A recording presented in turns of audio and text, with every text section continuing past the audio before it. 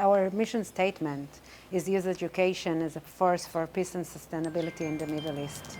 Welkom op EMS, de Eastern Mediterranean International School. Een idealistische school. Alleen, de lokalen en de gangen zijn leeg.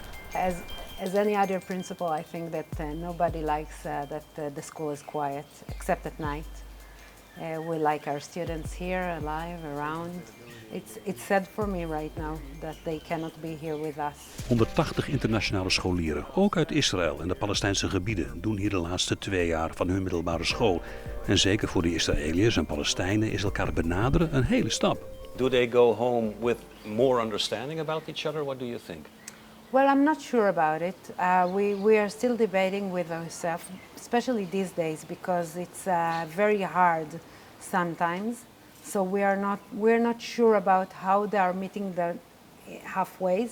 Mm-hmm. I think that what they have for sure, the Israelis, the locals, and not just the locals, the international as well is more knowledge. They are more informed. They have more understanding of the situation. It's not all black and white. We have a lot of grays in betweens, and I think there are students understand more the grays. Zo'n 30 scholieren lopen hier nog rond, vooral uit Azië. Ze wilden of konden niet naar huis, maar alle anderen, ook Palestijnse en Israëli's, zijn vertrokken. Er loopt nog wat personeel rond. Lessen worden vooral online gegeven.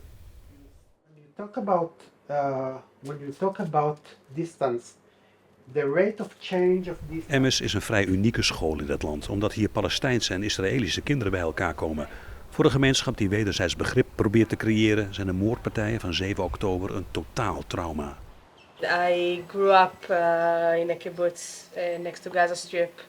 And for the past 2 years, actually, we are taking kids there to see the border. We are going to Netiv Asara. We went to Be'eri last year. There's no more Be'eri to go to, by the way. No. I lost friends. I went to a funeral yesterday and to share my condolences with other family. There's another funeral today which I will not attend. It's too much. Vrede en toenadering als lesprogramma. Knap lastig wanneer de realiteit je alles uit handen lijkt te slaan. We're an educational institution. We hold these students together and it's really important that we still keep coming forward with values of unity and togetherness and everything else that we want to promote the rest of the year and especially now. It's hard to do this when it's still in the middle of the crisis, but this is what we're trying to understand how to do moving forward. You need to push on. Yeah. Yes, and the agenda is not dead just because the situation is hard. On the contrary. You need to even work harder. We need to work harder. De kleine schoolcommune is ook indirect verbonden aan de terreur van 7 oktober. De vorige directeur van EMS, Gili Roman, heeft een persoonlijk drama. Zijn zuster is gevangen genomen door Hamas. In het huis van familie vertelt Roman hoe zijn zus werd meegenomen uit de kibbutz Be'eri. She was abducted from her home. Firstly, her mother-in-law, her Kinneret, was taken from the house, and today we know that just a few meters after she was taken from the house, she was shot in the head in the street. This we know because Hamas released a video of this killing a few days ago.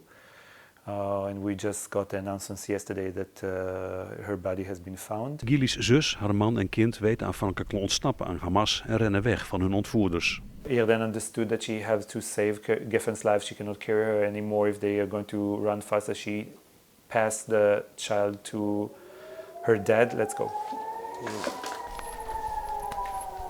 Luchtalarm. Come. Veel Israëlische huizen hebben of een schuilkelder of een safe room. En ook hier. En zo sta je ineens te schuilen met een familie die al genoeg ellende heeft te verstouwen. Heel ongemakkelijk. Where is your house? In a quiet part in the Netherlands. So you can be... Okay, we can go. Yeah? So resumed interview then, right? Yes. Gili's zus Roman wordt opnieuw gevangen genomen. Haar man en kind weten zich te verschuilen.